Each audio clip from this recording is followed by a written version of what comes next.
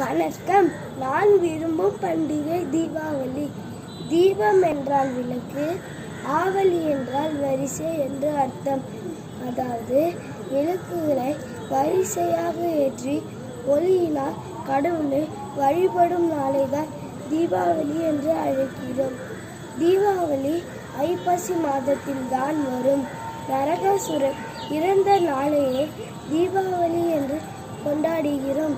தீபாவளி என்று மக்கள் எல்லோரும் அதிகாலையில் எழுந்து எண்ணெய் வைத்து குளிப்பர், புத்தாடைகள் அணிந்து பட்டாசுகள் வெடித்து மகிழ்வர், இனிப்பு பலகாரம் நிறைய செய்து ஒருவருக்கு ஒருவர் பரிமாறிக்கொள்வர், பரிசுகளை கொடுப்பர், பெரியவர்களிடம் ஆசீர்வாதத்தை பெறுவர்.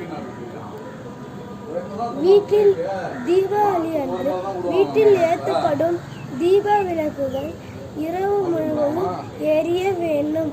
இந்த தீபத்தினை மாணிக்க தீபம் என்று அழைப்பர். இதனால் ஸ்ரீ லக்ஷ்மியின் அனுகிரகம் கிடைக்கும் என்பது நம்பிக்கை. நன்றி.